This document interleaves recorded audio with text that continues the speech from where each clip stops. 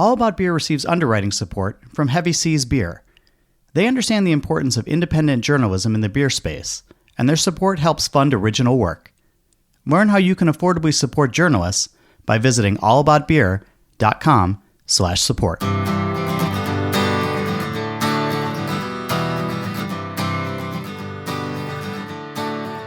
I'm a terrible guest on these things. I don't think so. Howdy, I'm Ashleigh Carter, and I'm turning the tables this week on John Holl, who will be my guest on, what is this called? All About Beer. Perfect. Yeah, drink beer, think beer. That's drink fine. beer, think beer. That'll work. Yeah, we're recording that's this fine. episode at Sun King Brewery in Indianapolis during the Craft Brewers Conference, and we will start the conversation in a moment. But first, here's John with all the housekeeping that usually shows up at this point in the show. Yes. Okay, you can keep up with the events and more on our social media page. We're at All About Beer across the major platforms. And if you have comments, guest suggestions, or just want to reach out, you can always email me at johnholl@allaboutbeer.com. That's JOHNHOLL. We're also supported by you. So head over to allaboutbeer.com/support and learn how just a few bucks can have a huge impact in supporting original journalism in the beer space. And on that note, thanks to this episode's sponsors. Today's episode is brought to you by Stomp Stickers. Stomp makes it easy for breweries to stock up on the essential packaging and promotional supplies all in one place. From beer labels and keg collars to coasters, beer boxes, and more, they've got you covered.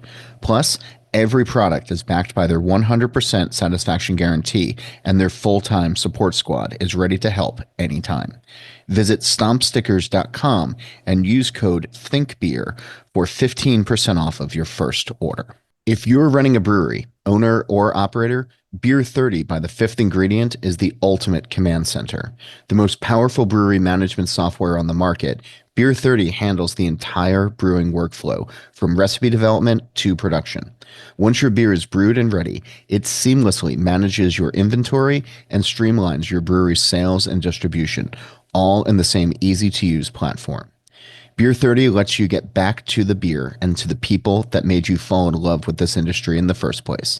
And no other brewery management software gives you the ability to truly master your business and get the insights that you need to thrive in an increasingly competitive industry. Visit thefifthingredient.com/allaboutbeer today to learn more and receive 3 free months of Beer 30. And now here is Ashleigh Carter of Bierstadt Lagerhaus in Denver, Colorado, guest hosting this episode of Drink Beer, Think Beer. Okay, so a bit about my guest today, like he needs an introduction or anything. For more than 20 years, John Holl has been covering the beer industry as a reporter and editor. He's the co-owner and editor of All About Beer. On air, he hosts the Drink Beer, Think Beer podcast, the BYO Nano podcast. I don't know about that one, but sounds fun. And co-hosts Steal This Beer with, I think we all know Augie. But his work has appeared in the New York Times, Wall Street Journal, Washington Post, LA Times, and NPR. He's the author of several books, including the Craft Brewery Cookbook.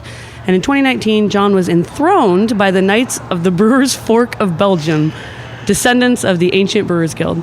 He's joining me on stage here in Indianapolis at Sun King Brewery, and here's our conversation. Hello. Hello.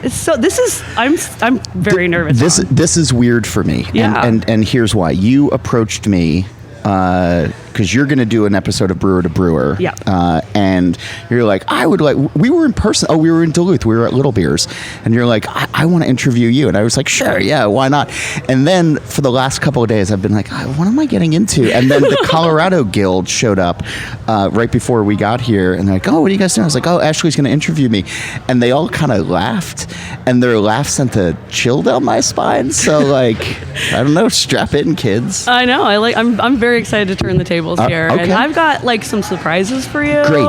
I tried to be I'll super answer everything prepared. honestly. I Yeah. know you will. That's why I wanted to do this. And I think you are just such an important person to this industry that I'm going to totally shine you on, and I mean all of it. I leave 80% of it. Okay. That's fine. But you're so important to this industry, and I think there's a lot of us that have, really, you help keep craft beer alive. And I think at this point in the state of the industry right now, we need more and more and more of that. And I think it's good to get to know you, and I know a little bit about you. I hopefully will get to know more about you along with everybody out there. So, okay.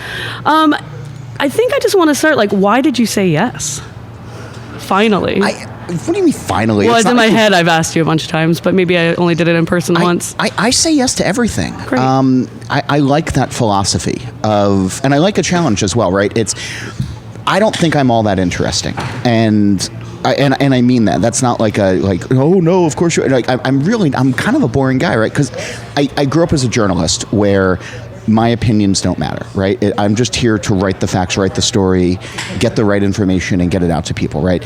And in the last couple of years, I think I've more turned into op-ed and editorializing and things like, because I feel more comfortable in the industry. But when I started, like I do interviews now and again, and it's like beer expert John Holl, and I cringed at that, like, because I'm not a beer expert. Like, I know certain things, but like, if you put me in your brew house, I could name some of the equipment, but Lord help me if I had to make a batch of beer. So like I don't like those moniker types of things, but like I like talking, and like I like you. So yeah, I said yes. And I think the other reason I said yes is because you're thoughtful. And for a while, there was a lot of people starting podcasts, and they like wanted me to come on because they thought it would juice the numbers. And spoiler, it does not juice the numbers. And they were asking like really boring questions, and it was just like what's your favorite beer? And and it's like, or so anyway, like you're a thoughtful person. So yeah, that's why I said yes. Well, good. I mean, I'm going to take over the show. Great. Okay. I've got two. I'm the interviewer twice today, which is Perfect. quite Yeah. interesting. You can have the job. Like, yeah. Man, maybe we'll see what happens. I doubt it, though. I don't really like to hear myself speak, but I think that like your perspective on things is super interesting, and us as brewers, we constantly get kind of in our own heads, and we kind of have our own outlook on things, and I think it's good to get another person's perspective that's kind of not outside the industry, but is very much enthralled in the industry, but very much has like something interesting to add to it or say. I think I want to start just like talking about journalism just a little bit, because I think it's important to like know kind of how you ended up here. Yeah. And I don't just want to be like, what got you into journalism? You're like, why do you make lager beer? It's kind of the same idea to me. But I would like to know, like, what are your like journalism heroes? Like, do you have that? Is that a thing that exists in journalism, or is it more of a cutthroat business? Or, what kind of, was there a moment where you're like, oh, I have to, or is it something that's like intrinsic and deep in you that you just felt like you needed to do? Like, what caused you that? Some people are compelled to write or compelled to do these things, and I just kind of wonder, where you are on that. I fell into it by accident, where in 1996 there was this blizzard that blew through New York and New Jersey, and like it was like a 6-day long blizzard. Everything was shut down. It was like 8 feet of snow. I forget like the real numbers, but like it was really, really bad. And I was in high school, and all of the TV stations went wall to wall with breathless TV coverage, like, oh, it's snowing outside. And at 16, I was like, holy shit, this is really cool. Like, they're standing outside telling people that it's snowing. Like, these reporters are awesome. And so I got into my head like, oh, I want to be a reporter because of that. Because like I thought it was cool to stand in the snow and tell people that it was snowing. And then I covered blizzards later on in my life, and like, this sucks. Like, this is You're like, bad. wait, I didn't think about the long term of this. Covering hurricanes, I remember like an early mentor, like when I was getting dispatched down to Florida to do a hurricane, and he's like, you basically just write until the power goes out, and then you just, hope you don't die. And I was like, but like when I found out that I could make a living out of talking to people about things that they find interesting, or talking to like that just clicked with me. And the tenets of journalism speak to me as well, of just like being honest and getting the story out there and giving people a voice that might not otherwise have a voice. Like there's like the tenets and the hallmarks of journalism still speak to me in that way very much. And so I don't know if at 16 I thought that's what I was gonna be, but it's the only thing that I've been since. And I like those there's no like celebrity in this or anything else like that. Like if you're a TV anchor or something, sure, but like the joke around my house with my 8-year-old is I'm beer famous. Like she saw my picture on a brewery wall once promoting a book event. It's like, oh my God, you're famous. And I was like, I'm really not, like it's, like bearded white dudes like me, but yeah, so I have heroes. Like I have people whose writing I really enjoy, like Dan Barry from the New York Times and Mike Wilson from the Times, and like these guys that I got to know who find cool details to tell and ask the right questions to get cool answers out of people, as opposed to just like, why lager beer? Like you have to kind of, go deeper. And so it's those journalists that, I try to emulate. that's what I really love about the way that you do this. It's always been much more interesting questions than I typically get.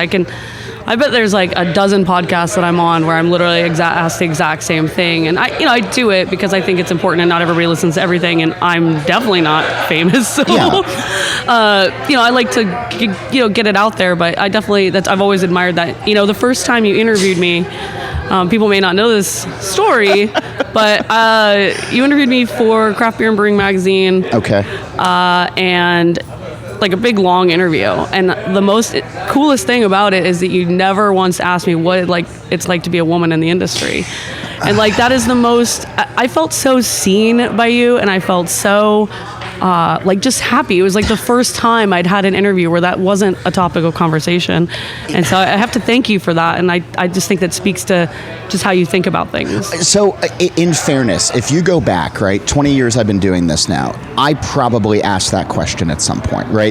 Like when I first got started writing in 2003, when there was like 700 breweries in the country kind of thing, and like you had like Carol Stout, who like made that her brand in a lot of ways, Absolutely. And like Terry Farendorfer was out there, and I'm all of 23 and I don't know shit about the world, and like you ask like stupid questions, and so I'm sure somebody could dig up something where it's I'm like, sure of it too, but you learned is what I'm saying. Yeah, and That's at some point, somebody said to me, or I just started to like realize like where it's like, that's a stupid question, and it's and I think Lee Lord is so great at really kind of pushing that out there, and yes, but people still ask that question, which is beyond me at this point, and I try to answer it delicately, but it definitely is. What's your answer to that?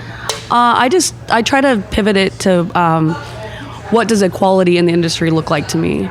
Sure. And I try to like address it from an equality perspective, and not necessarily me being a woman, but in any way, shape, or form. It's just looking at a panel of people and seeing that it's a diverse panel, and not just all dudes or all women or all of the same age group or ethnicity, all those things. Like I think that's how I try to pivot it. Yeah. Is to try and talk about how do we create more equity, and what does that actually look like to me? Yeah, and I mean, and it's one of those things where I probably still get pitches of, like I think I got one recently on you, like within the last year, where it's like, I'm going to be in Colorado and I'd like to talk to this lady brewer who makes a lot, and it's like, no, like you can try, like not for me, you're not going to write it for me, but like it still exists and it's cringy.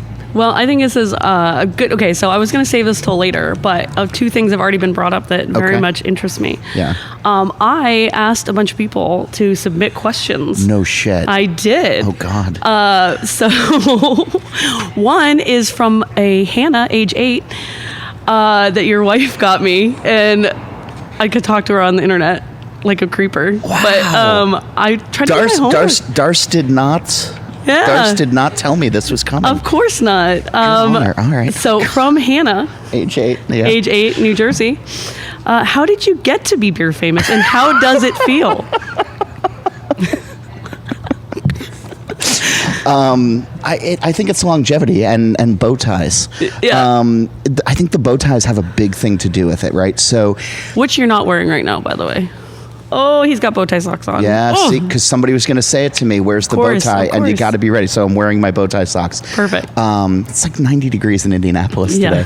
How did I get beer? No, I do think the bow ties had a part of it. So like, somebody was saying to me yesterday, like you're always wearing button-down shirts and you're always wearing blazers and all that. And it's like, I feel comfortable in that. Like people, a lot of brewers feel comfortable in Carhartts or, Vans or like whatever. I feel comfortable wearing that. And years ago, I used to wear neckties and everything. And like, I put on some weight and I was like, the bow tie kind of works. And so I just started wearing them, and it became this brand where like Garrett Oliver like does that. Like everybody knows Garrett and his hats, and like Wayne Wombles walks around with his backpack, and like there's all of these like sort of identifiers that people have. And it's a weird thing, right? Being a journalist covering this industry, I am removed from the industry, but then somehow also part of it. And it's fun being around creative personalities, and that's sort of my little flourish. How does it feel? It's weird. And Hannah and I, my daughter and I, have had this conversation, right? Because she is 8 and obsessed with fame and celebrity, and like we're in this Taylor Swift phase, and not phase. I mean, it's all going to be a lifelong obsession. It's a lifelong phase. Yeah, See, choosing my words wrong already. And it's, she's seen my poster up on the wall and it's like, oh, this is crazy, and I like that people like the work. And I feel like people are probably disappointed when they get to know me because I'm like sometimes an asshole and kind of aloof and like not always great in social situations. So like if they like what I do, like that's more important than like, there's a lot of, I also make terrible first impressions on folks. And like, I've done this before with people. So usually if they like what I do, it's because of the work, and that's the most important thing. So, that's, but it's nice that people read. It's nice that people listen. It's nice that people care. That's great. I love that. Okay. I had that in my back pocket for today. So. Yeah. No, that's. I also, you touched on something else. That's why I got to bring it up now instead of at the end. I'm just kind of going to go off the rails, I think. Great. So I also asked your esteemed friend, Augie. Oh, God. And I think it really ties in well what we're talking about here, which is I'll just read what he wrote. I said, hey, do you have any questions? I'd like to ask John, some questions. I want questions from the audience. I don't do this as a profession, so I need some inspiration too. Basically, he's like, the first reaction from him is the interesting thing about John is he's actually a journalist with all the appropriate ethics and concerns. And in a world that lacks good journalists, I wonder if he ever considers we'd benefit from him leaving beer. Do you ever think there's a giant journalistic void in reporting on X? I'm going to stray away from beer focus, and I think that kind of brings me to, why beer, something so unserious, right? I mean, it's serious to us in a way, but like to something, especially with the state of the world. Yeah. Is there, like you do have all this authenticity and ethics and I'm just curious why you chose to bestow it upon beer and not something else, or if that ever interests you, or how did you end up in beer? Something like that. I did politics early on, and I did breaking news early on in my career, and I spent a lot of time around human tragedy. Like I don't watch murder shows or things like that because like I've been in those crime scenes. Like I've been with the grieving families. There's less blood in beer, less crying parents in beer, which in my mid 40s now I like a little bit more. I've been wrestling with this because the world sucks right now, and we need people holding truth to power. And I have friends who work for the Washington Post and the New York Times and the AP, and they are getting slings and arrows. And for a while, there's this old analogy of like the old firehouse dog where it's like, they retire the Dalmatian, but like he still hears the fire bell and wants to get up and, go do the thing. I've been hearing the fire bell a lot more these days. And I've been thinking about it and talking with Andy Crouch a little bit on what are the stories that we can be doing in the beer space, because what's happening nationally still has stories in beer. Like there's stories of the tariffs, there's stories of inequality, there's things that we can do in the beer space where I could probably go cover a city hall again and hold truth to power, and I might go back and do that, but I feel like our coverage needs to get a little bit more serious going forward. And I've been hearing that fire bell for the last couple of months now, and I don't think beer is an unserious thing. Like I say all the time, it's a story of agriculture, it's a story of entrepreneurship, it's a story of architecture and business and blood, sweat, and tears. And there's important stories that also otherwise would not be told, if we're not doing them, or the few other places that are around aren't doing them as well. So I see the value in it, but yeah, I took down politicians back in the day, and that fight is still in me, and. Yeah. No, it's the thing about Augie, and I get this question all the time, is like, why do you stick with him? And because he is a pain in the ass, and he knows it as well. But, he is such a pain but he in is the ass. Also a really thoughtful questioner. Mm-hmm. He dials in on things and gets people talking about things and then talks over them. But he asks really good questions before he railroads them with his own thing, and I've always been impressed with that. So I was right away. He came up with it back to it right away. Yeah, it was quick. So I think that. We'll just stick on the journalism for a bit, and then we'll get a little bit more into beer because it is all about beer. Sure. But like, what is the most interesting interview that you've ever done? Whether it's Beer Space or another, like, what is like something that either made you like think really hard or changed your perspective on something, or maybe that's not the way to put interesting, but you know, is there's anything that pops into mind about something that like really changed your perspective or was unexpected? No, I think this isn't blowing smoke. One of those first early interviews with you where you guys put down some pretty strong flags of what you wanted Bierstadt to be. And at that point, everybody's just kind of fucking around. And it's like, oh, we're going to have, 19 different styles and we're not going to do any of them quite well. And, like we were in that like sort of chaotic, and you're like, we're going to do German lagers and we're going to do them on an old system and we're not going to deviate from there. Like we're going to, put the quality into it. Like that was sort of like, this could work in the U.S. like it used to. Like it could work again. I think that's sort of one for what could the future of beer be, and it's intentional brewing, which I've been thinking a lot about. The brewers that know what they want to be and why they want to be it, and then put the education into to making it better.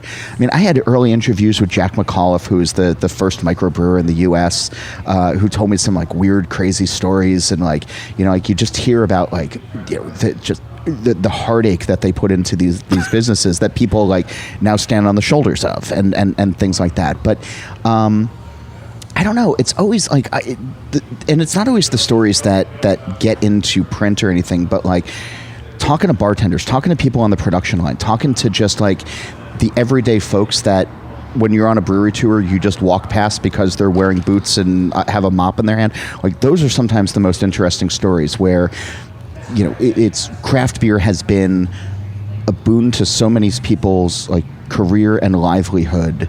And, they're not a first namer like Ashleigh Carter or, like Matt Brindelson or, any of these others. It's just somebody who works in the back, but they're here and they're part of the story. And like, those are the interviews that are fun for me. Cool. And they don't always show up on, anywhere, but like, I like, people like when when you ask questions about them. They do. Yeah. I'm guilty of that, definitely. Yeah. Like, oh, you want to know about me? Yeah. That's so nice.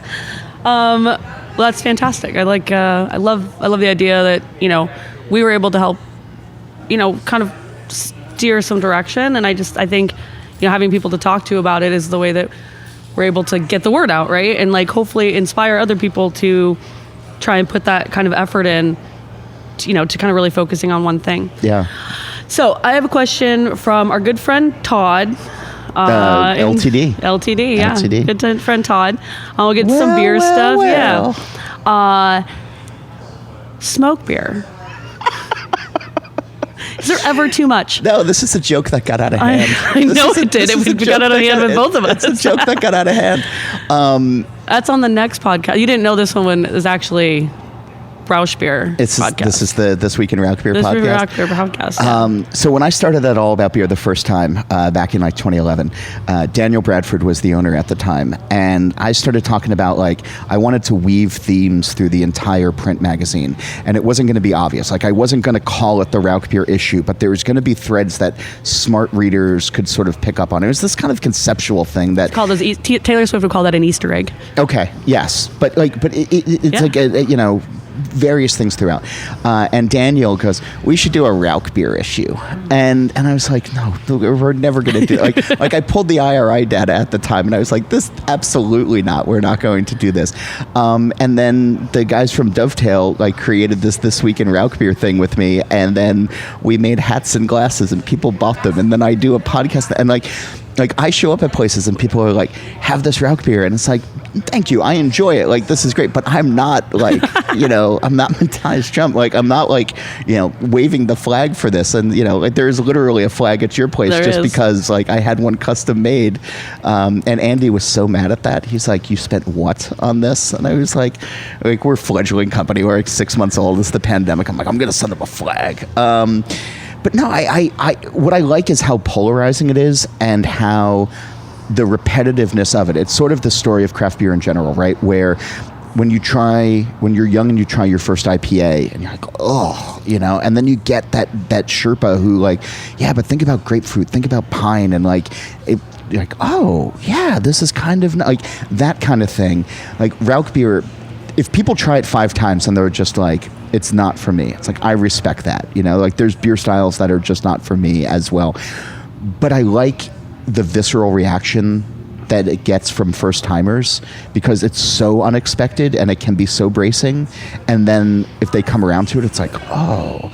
And that's like the neat trick that you all do of just getting people, to try something outside of their comfort zone and then discover that they like it. And, like my brother-in-law, who, by the way, I don't even know if I've ever asked you what that tab looked like. I don't even know. Okay, because it's probably still running. So my brother-in-law went to Bierstadt a couple of months ago, and I called Ashleigh and I was like, hey, I'd like to buy them a beer. And Ashleigh was like, no, I'll buy them a beer. And so I texted my brother-in-law and I said, if they buy you a beer, just make sure you tip the staff really well. And he's like, great. And he's like, yeah, we got a show tonight. We're going to a concert and something like that. 6 hours later, this is not an exaggeration, 6 hours later, I got a text message from him saying, this place is awesome. We haven't left. We're not going to our show. And I was like, what is this tab? And I was just like, tip the fucking staff. Just like, all of those types of things. But he's a Miller Lite drinker through and through, and he adores your beer. Like, he's not like one of those guys who dips into craft. All he drinks is Miller Lite. And that we've converted him because of your beer that's important to me. And I love that. Yeah. That makes me so happy. It was a great time. They were wonderful. So funny.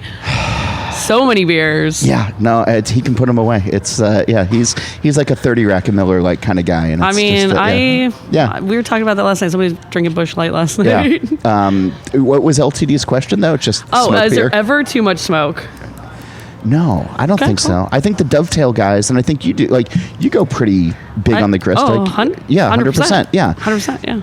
I think at that point, like, you have to. Like, it's the folks who are like, oh, we got a little crazy and went like 21%. And it's like, yeah, that's not. Well, my theory about smoke beer, right? Have we talked about this? No. All right, my theory about smoke beer is that it kind of is like a campfire, okay? So, like, if you are immersed in a campfire, like, you're sitting around it, you stop smelling the campfire, right? You smell it in your hair, your clothes the next day, but you don't smell the campfire because it's just like overwhelms your senses a bit. And so you can kind of still participate in everything else. But if a campfire is like far away, you constantly get wafts of it.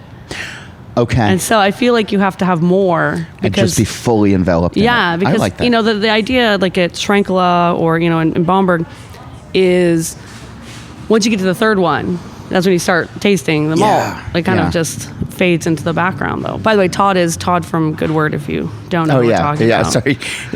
Lucas Todd DiMatteo. DiMatteo. LTD. He had a couple ones. He had a couple really good questions. Okay. I'll throw them in there. They're kind of mimicked some of my questions, but I'll give him credit. All right. To this. What is a beer trend that you wish would end? Is there one? Doesn't have to be one, right? Like, I know you're pretty open to I want brewers living. to take service more seriously. Okay. I can harp on the quality thing, but like, I've been doing that a lot. You guys do service really well. LTD does service really well. There's breweries where you appreciate foam and you want the presentation of it. And I was saying to somebody earlier, it was Neil Whitty, Cicerone Draft Tech guy. And I was like, I've been going to breweries and getting stadium pours and cheater pints for the last 6 months, and I'm pissed off about it. Like that, like I'm getting, beer that has no head right up to the, to the lip of the shaker pint. I want, the trend, I want traditional beer service to end and folks to really start focusing on the glass. Like for the next phase of what craft is in right now, I think the importance of presentation and the importance of ceremony, like Sierra Nevada is doing this now. They're coming out with a new Pilsner. But they have this glass and they have, like the service behind it. And it's reminiscent of what Stella Artois did back in New York City and a couple of other places 15 years ago, where they put in the fancy tap handles, the chalice, and they did the theater of it, right? Mm-hmm. And it became the number one beer in New York City solely based on the theater. And it's not a great beer. Ooh. Like, no, but like... I just had it in Belgium. It was maybe worse. Yeah. But there's something that gets people excited if they you sit up a little bit straighter because it feels like it's the glass feels heavy. It's like my business model, I think. Yes, So- like when I go to your it's like somebody told me it might have been it's you guys are the most Instagrammed brewery in all of Colorado or something gotta like be that. something It's like gotta that. be like that. And that's not just because the beer is great, but because of the presentation and the anticipation and the theater of it. I'd like to see more of that. Like put pride into the it shouldn't just be, click and open a can and throwing it off to somebody. It's show them the pride that you put into it. And then to back that up, put pride into what you make. I love that. I think that's an excellent answer. I didn't know quite, beer-wise. I know you're kind of a promiscuous beer drinker, yeah? More or less. I mean, I Drink a little of everything. I do. And when I walk into a place, I'll say, what are you guys proud of? And, sometimes I get led astray and, but I want to know what brewers are really excited about, what they have on tap. Cool. Yeah. I love that. So I think this kind of goes with idea about like festivals. Okay. I personally dislike beer festivals for Yeah, the most same. part. I don't like the idea of this tiny little cup. I also am like really wanting more draft beer again. Like I know how convenient it is to bring cans. I know how convenient it is to bring cans or whatever, but I hate that we don't have any draft beer anymore. Yes. And so I think, how do you keep, I see you at the Little Beer Fest down in Georgia. Yeah. I think it's a really interesting festival. If you guys don't know about it or haven't been, it's awesome. It's all I do is promote that. Yeah, the it's LTD Fest. milds and pills, anything under 5%. And what do you see as a theme in these beer festivals? Or how do you keep a beer festival fresh and people wanting to go for it? I have my own theories on this, but I'd like to hear, as more of a person that goes to them and doesn't participate as a brewer, that participates as a consumer, what are the things you've been happy with or mad about, or what do you think can keep it fresh? What are some ways that, this is all about how do we make this industry better? So Yeah. what to you makes a great festival or a great experience or whatever? I don't go to a lot of festivals, to be honest with you. I go to LTDs, I go to Little Beers every year. I'm going to go to his IPA Fest this year as well. Mm-hmm. Just because I like going to Duluth and I like the hospitality and I like what he's putting down. But to me, it comes down to a thoughtful list. I don't go to distributor fests anymore where it's just we're clearing out the old racks or if it's in a baseball stadium, I'm probably not going. I like the people who are going because they're having fun and I did that when I was younger. But I think there needs to be some thought behind it. But it's also interesting because there is this circuit of beer invitationals, the brewers that do it, and that's been the big change. Is now breweries host their festival with their friends, with the people that they think are cool. And I think one of the problems with that, though, is it's the same group just sort of traveling around from city to city and having a good time with their friends and everything, and that's cool, but it's not I don't know. It doesn't get that diversified list, right? If it's the same 20 breweries, just we're in Pittsburgh this week, and now we're in Paso Robles, or now we're in wherever. It's just kind of like a traveling show, versus what's the thought that we're putting into it. And so something like Little Beers, where it's 5% or less, or we're just going to focus on X style or something that's more interesting to me, because you might not get thousands of people, but you're going to get hundreds of people who come through and who are probably going to learn something and leave feeling a little bit more connected to beer. And that's what I think has been missing for the last couple of years. But what's your... I just think, I think this will bring us nicely into our next topic too. Excuse me. I think this will bring us nicely into this next topic, which is, I like the brewer focused festival. I think it makes for a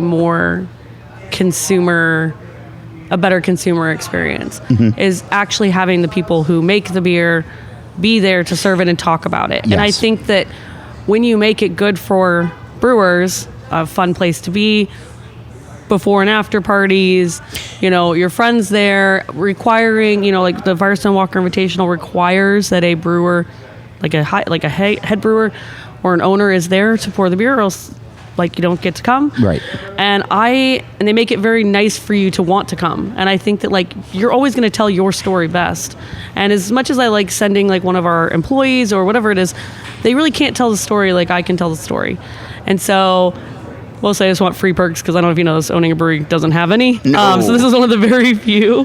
But I think it makes it better for the people is when you make it better for the brewers. In general. Yeah. And I think that brings us to the thing I want to talk about, which I think is very important. I might get slagged for this, but that's okay. I'm ready for it. I'm a big kid. Okay. The GABF. Despite being at Bierstadt. By the way, do you know how many people didn't know that was satire? Yes. It was amazing. Yeah. I love it. I had to tell somebody today. Did you get feedback? I did, but like people loved it. But today somebody was like, that's strange that they're going to do that at your place. And I was like, total satire. It's like, did you not read to the end? No, apparently not. It was made me so happy. I was laughing so hard. It's a gift it keeps on giving currently. That did pretty decent numbers on the website. I never heard from the BA. I was so we're here at the Craft Brewers Conference. I was fairly confident that I was going to go check in to get my media badge, and they were like, "Oh, I'm sorry, you're not in the system, sir." Like I was fairly confident that was going to happen, but apparently they're good sports. I haven't heard from anybody there, but GABF. Okay, so GABF. Okay, I think we both agree that it needs a major overhaul. Something's got to change about it. Yeah. Like I have a lot of ideas. I'd like to, maybe brainstorm ideas with you and see, you know what I mean? Like how can we change this? Because I think in my perspective, in my opinion, and again, this is like pretty hard at the BA. I think that, how do I want to say this? I think that they're jumping the shark. Like I think that they're going in the wrong, maybe jumping the shark's not the right way to put it, but they're going in the wrong direction to try and get people to want to come. And I think that, I think it needs such a major overhaul that it's going to be super hard. And I think doing hard things is hard, obviously. I think doing some of these things is going to cause a lot of pain in the short term, but I think in the long term, it's going to create more. I wasn't that offended, honestly, by having Jameson there or anything. Like, that didn't bother me that much. No, because they're bringing money. But what did offend me was having Untapped be a sponsor. Because it is everything as brewers that we are trying to avoid, right? That doesn't make a curious, interesting beer drinker. That creates somebody that takes a sip. It's 1 ounce. That's a problem, first of all. It takes 1 ounce sample, and you're encouraging people without any education, without any sort of repercussion to judge a beer based on that. And I can't tell you, first of all, I cry every day, but sure. I'm emotional. That's what the walk-in is for. That is exactly what the walk-in's for. But it put me into reading some Untapped stuff has put me into crazy deep depression. During pandemic, first time canning, using mobile canners, I don't know what the fuck I'm doing. And having people rate it after it was literally sitting in a cargo ship to another country for 6 months and saying it's infected. And I'm I obviously don't know what I'm doing. I obviously don't know anything about this. I'm way out of my league. And allowing that to be part of the GABF to me is just so infuriating, because you're not giving anybody an education. You're not telling them, hey, you know what, when you give a score like this, you could affect somebody's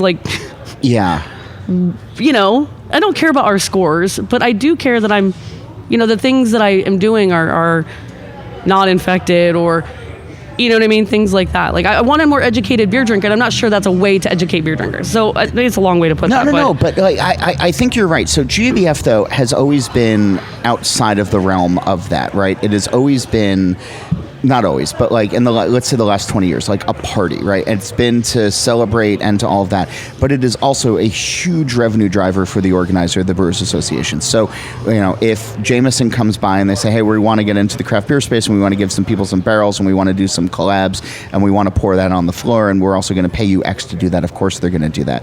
If Untapped comes in and says, hey, you have gold, platinum sponsorships for X amount of money, and I don't know what that is, and we want that, they're going to say, yes, we are happy to take your check, right? So, because the education, they've tried, right? I mean, I did seminars on the floor at the GABF, years ago where nobody came, and they used to do book signings, and, like it'd be the authors kind of hanging out, or like if Stan Hieronymus was going to, sign a book, all of like the homebrewers would come out and see Stan or Randy or like, some of the truly beer famous people, Hannah. And it's but then they phase that out, right? Because it's like, this isn't a revenue driver for us. The thing for me is, and I've written about this, but I hate the 1 ounce pour and the plastic glass that gets warm and not properly rinsed, and then you forget what you're drinking. Pouring out of pitchers. That drives me insane. So it's all of these various things, right? Where were you at? Or I feel like your beers were involved in Forever Lager that Chris Loring did at Notch. No. Okay. All right. I figured you guys. So anyway, he did a lager festival last summer, Chris Loring at Notch in Brighton, and they had a 22 ounce Willie Bet Your Glass that had different pours. So you got tickets, and like one ticket got you the 4 ounce, 2 tickets got you the 8 ounce, and then you could get like a 12 ounce, that kind of thing. But it was in a 22 ounce, so like you got the foam, and it was a proper glass, and they had rinsing stations like throughout and everything. People were buying tickets and getting real pours in real glass, and I would love to see GABF do that, like, because you can't get something off of a 1 ounce pour. You can't do any. I refuse to go to any festival that's anything less than a 4 ounce pour. Yeah. Even just to showcase our beer, because I don't think it does. But I understand the revenue, and I know things need to make money. I get it. I'm not, completely daft. But I do think that, like, when you forego everything else for that sake, I think it comes across that way, and you're attracting a certain kind of consumer, one that doesn't want to go get a book signed, one that doesn't want to, go to a talk. And then in 4 hours, that's not that time. You're constantly slamming little tiny beers. Like, you want to get your money's worth and your time's worth. And so I don't know. I think it attracts a certain kind of consumer. And I don't hate that, though, because like the people who get dressed up to go to it and who do this every year, like, they have fun, right? So my brother-in-law, who I was talking about before, right? He says, he doesn't smoke marijuana, he doesn't like marijuana, but he likes being at a concert and smelling in the air because he knows that somebody is having a good time, like, who's just lit up, like that kind of thing. So, and I kind of dig that. Like, when I walk around the floor, as curmudgeonly as I can be, if people are having a good time, like, I don't want them to stop from having a good time. And the GABF exists outside of the scope of, I think, the education or that presentation and that quality. But I don't think that it's moved the needle forward. I don't think it's helped the larger industry in the way that we would want it to.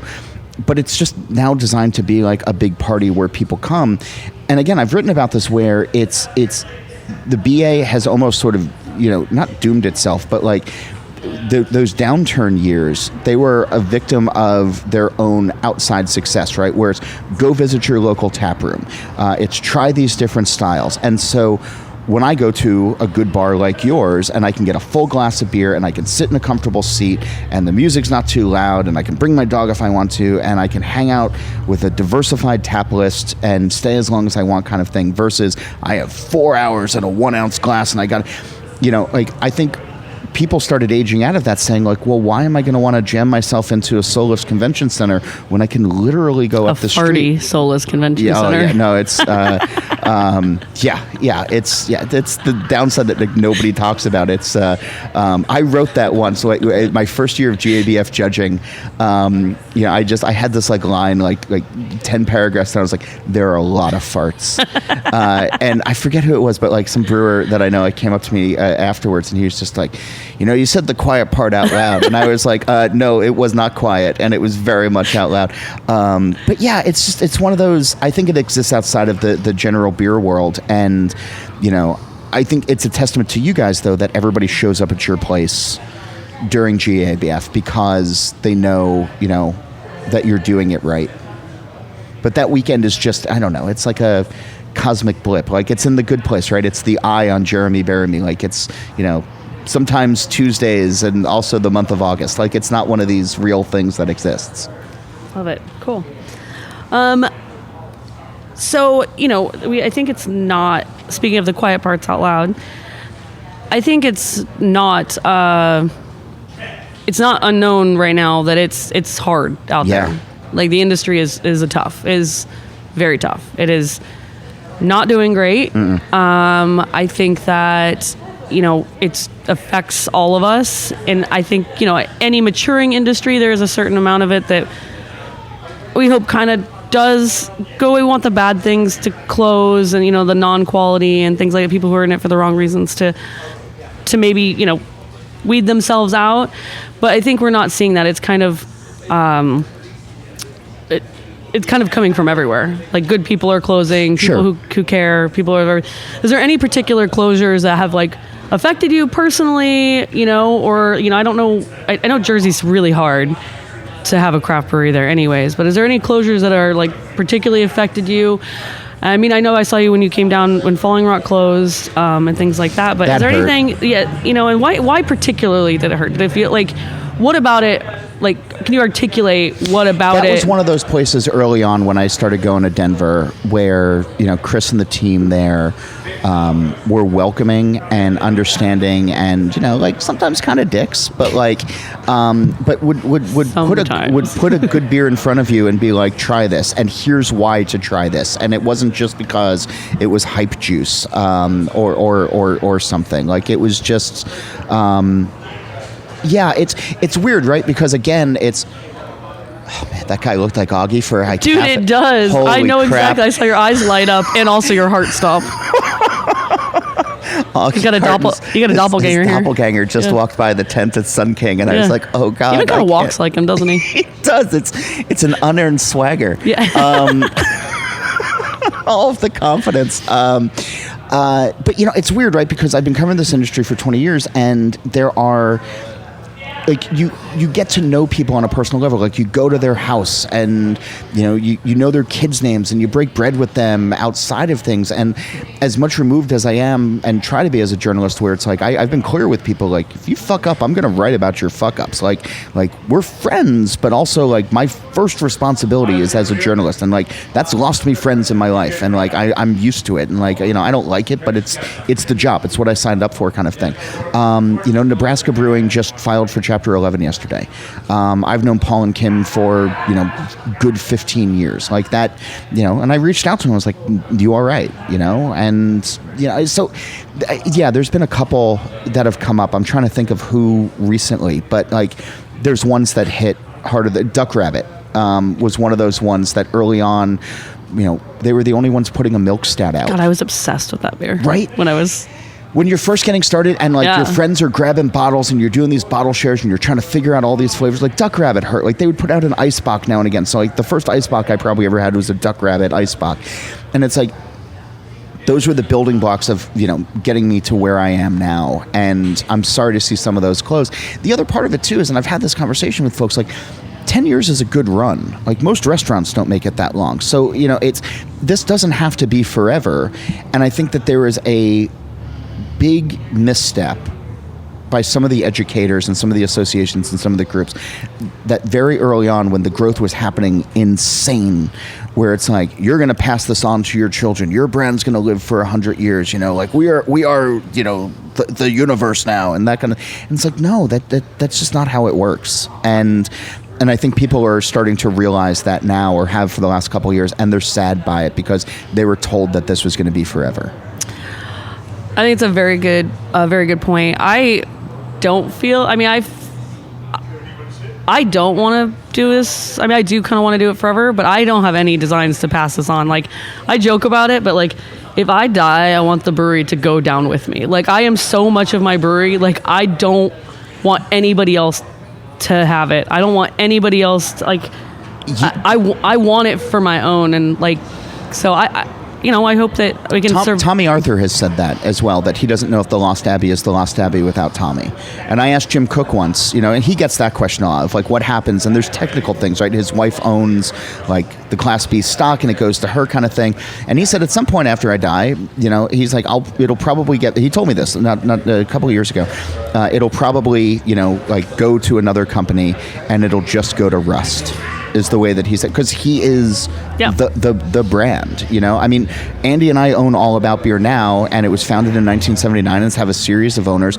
I would like to pass this off to somebody else. Like, I'm just a steward of this. Like, this is, you know, and I want to find the right person, and we'll go from there. But I remember having a conversation with, you know, Fred Matt years ago, and I think Tommy was there for this, and I had a couple of drinks in me, admittedly, and it was when places were starting to close, or there's talk about, you know, passing it on. And I said to him, like, what's the succession plan? And he was like, well, it'll go to my son, and then to his son, and then to his son, you know, family members down the line. And I was like, yeah, but like 4 generations from now, if, you know, somebody decides that they don't want to do it and they can get $100 billion for it, you know, for the brand.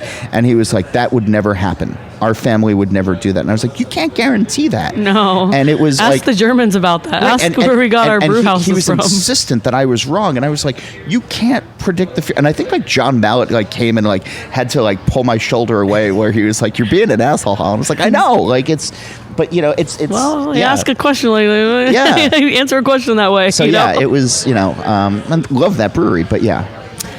So, you know, not to be all negative all the time, what are some pleasant surprises that you've had?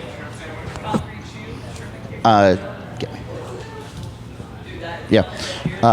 What are some pleasant surprises? Yeah, that like I've had? like what breweries have you been to some places that were like, huh, okay, this is different and good, and you know, like I don't get around much anymore. LTDs, I think, is the first one that comes to mind, right? The first time I went down there, like he wanted me to come down for a book event, and I was like, yeah, I'll show up. I'll, you know, like, you know, this will be great and everything. You walk in, you're like, oh my God, like you're doing it well, and there's not a double IPA in sight and things like that. That comes to mind. I still like going to some of the old school ones, like, you know, like Lakefront and like their fish fry on a Friday, or, you know, and I'm embarrassed to say, like, I still haven't been to Cohesion in Denver, or I haven't been to any new breweries in Denver for like the last 5 years, because all I do is get pulled into the vortex of your place. So I'm trying to be a little bit better about that. I'll tell you what, next time you come a have little to bit go early, there and first. I'll go with Yeah, you, okay. and then, you know what I mean? Yeah. I'm often just surprised by folks who are just doing like neat little things. There's a brewery here in Indianapolis called Kismetic, which is not far from here. And if The guild had an event there. I didn't go. Okay.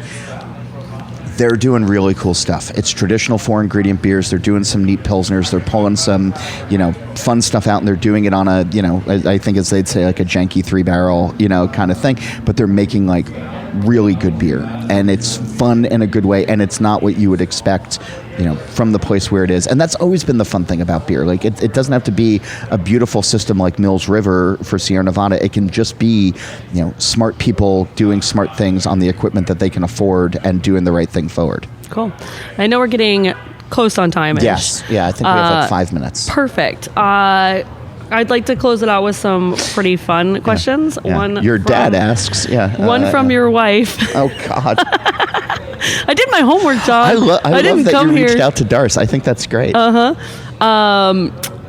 many rare beers are in your basement, and are they insured properly? It's weird that she's now calling it my basement. Yeah. How many rare beers? There's a lot of beer. I don't know if they're rare. I have a couple of really cool bottles that I'm holding on to for various reasons, like drink it when the brewer dies kind of thing. Mm-hmm. I have a bottle of like a 1986 Lambic that was gifted to me, that was like a collaboration between Jerry Fontaine and Cantillon and like a local homebrew club and everything. There's like 50 bottles. It's like one of these ghost bottles that exist. I shouldn't have said this now because people are going to break into my house. It's not hard to find. I don't know. Like the thing is, like, I'm not precious about that. Like we have a whole bunch of Utopias, right? Because Sam Adams sends them every year, and that's very, very nice that they do that.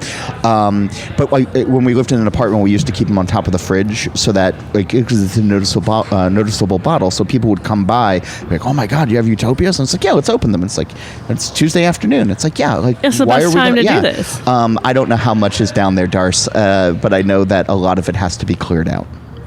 I don't drink at home. Like everybody who knows me in these situations is like, Holl likes to drink, and I do. but I don't drink when I'm at home. Like, it's very rare that I open up a beer at 5 o'clock for fun. And it's just, I make up for it when I'm on the road. But yeah, so I feel like I should go to Old Money Tickers, like commit myself to just like opening up one thing a week just to be like, here you go. Here's some weird. I think you should just pack a couple in your suitcase and Yeah. just like in the opportunity, just be like, Drink let's this, yeah. drink this right now. I think you'd find some interesting takers. Probably. Yeah. And then someone might be total busts. Yeah. So there's that. Okay. Yeah. I'll get rid of some Darst. Hint taken, Is it yeah. properly insured? She definitely wants to know that. No. Your No. precious It's collection. recycling at this point. Yeah. Most of it's trash, really. Mm-hmm. I always joke that the running joke in the brewery is how much I pay for trash. They're like, oh, you want 44 cents for a box that has one use, and quote unquote recycle it. Yeah. But it's just trash. We're just buying trash all the time. I have a can of BFL in my beer fridge. That's probably holding up pretty good. Yeah. I have we put it on tap. I actually had it at that beer dinner over in Duluth. That's right. Yeah. It's tasting pretty good Yeah. still. And you guys poured it at Schilling last year as well, I think. Yeah, probably. Yeah. Okay. Yeah. BFL, big fucking lager. Yeah. That was a fun experiment. I don't know that I'll ever repeat it, I love that. but yeah. Okay. And last one from her. Where is, because I'm going to go back to being beer famous, because you are, John. Yeah. You're famous. Where is the strangest place you've ever been recognized? Did Darce ask this question? Yep. Yeah. He wants you to tell the story. I want to hear it. In Ushuaia, South America. So my wife works for a travel company that goes to Antarctica. And she called me up. It's 2012. She calls me up and she goes, hey, can you take 2 weeks off to go to Antarctica? A spot just opened up on the ship. And I was like, yeah, like when? This is like a Wednesday morning. She goes, Saturday. We have to leave Saturday. So I was like, yeah, I can do that. Like, I was in the middle of writing a book, and I was like, I'll have to bring some research, and we'll go from there. So we fly down to Ushuaia. I pack a ton of beer in my suitcase to just do like beer tastings on board. Like I don't know. I was like packing, where it's just like, I don't know, I might need IPAs. I do that like, all the time. that kind of thing. And my tuxedo. I brought my tuxedo to Antarctica so that I could wear it sitting among the penguins, and it's one of my favorite pictures. And then, so we're 2 weeks down in Antarctica, and we dock early. The Drake Passage was nice to us. We dock early. We go to Ushuaia, and the guys on staff on the ship say, hey, everybody is going to go to this one bar at the end of the dock, but like the real bar to go to is 2 blocks up and then 2 blocks to the left, and it's this Irish bar, but it's locals only and like ship people and things like that. So like, great. So we go in there and we're sitting at the bar, and April is, like, we're sitting one way, and she's kind of looking down the bar, and she's like, I don't know if we're in the right place. Like, this guy keeps looking over here, and he looks kind of agitated, and like, the ship staff hadn't gotten there yet because they're still docking and all that. And I was like, all right, like that's cool. Like, we're not going to get into a bar fight. I was like, we'll just kind of work it out. And she's like, oh God, he's walking over. Like, I don't know what's going on. And the guy goes, John Holl. And I was, and April goes, like, what the fuck? and I'd been writing for this South American beer magazine. I'd been taking my columns and all about, and they'd been translating them into the South American beer magazine. And it's a guy who owned the Beagle Brewery in Ushuaia, who, because they, had my picture with the bow tie, and I think it was a long time back then. The guy really does look like Carton. It's insane. He's walking around out there. He does. And and he's got the and so he, we're talking and kind of like interpreting back and forth a little bit. And then we wound up, the ship staff came over, and we're all drinking Guinness, and we're all having this grand old time, and his buddies are coming over. And then we went over to the brewery, which was like a couple of blocks away, when the bar closed, and like stayed out until 6 a.m., drinking, I don't even know what at this point, but that was the strangest place. And, April thought we were going to get, like jumped in this bar. And it was just a guy who recognized me from my South American beer fame. Yeah, I love that. It's such a great question. I love hearing stories like that. Those always bring me a lot of joy, because you don't really know how it's gonna go. No, you just are like, am I being approached because? Yeah, who knows yeah. why? Well, I think that's about all the time we have, yes, right? Thank you. I'm trying to be, cognizant of that.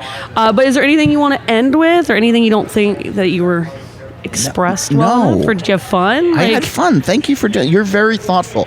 What I wanted to say was, early on, there are podcasts that I've been on where they've had a set list of questions and they just follow it. This is question 1, this is question 2, this is question 3. And I love that you were like, all right, I was going to save this for later, but this dovetails in now. Like, that's the way to do it. So thank you. Like, it kept it interesting. Thanks for doing this. You're welcome. Thank you for agreeing to it. Of course. I had such a good time. Yeah. Mine thanks to Ashleigh for guest hosting. This week, we're back to the regular format starting next week. In the meantime, go visit allaboutbeer.com. You can check out new content as well as our archives, which go all the way back to 1979. And you can reach me anytime via email at johnholl@allaboutbeer.com. That's JOHNHOLL at allaboutbeer.com. We're also on social media at All About Beer. And before we run, here is a word from this week's sponsors. Stomp Stickers isn't just a website. It's your custom printing partner with over 30 years of expertise.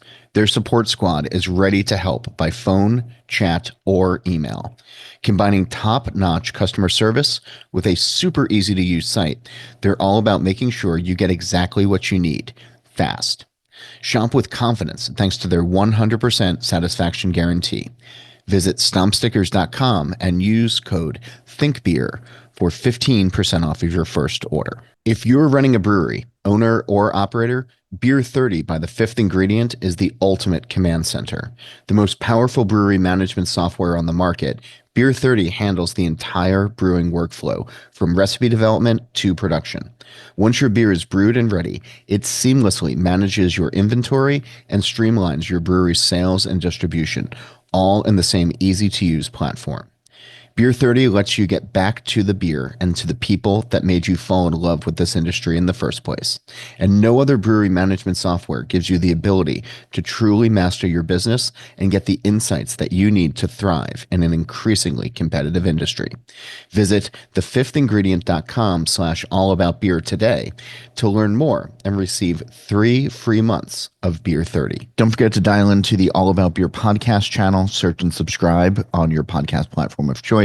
Steal This Beer has new episodes every Monday. The BYO Nano podcast comes out on the 15th of every month. And as for this show, Nate Weber does the music, Jeff Quinn designed our logo, and I'm John Holl. New episodes release every Wednesday, and that's when I'll be back again to drink beer and to think beer.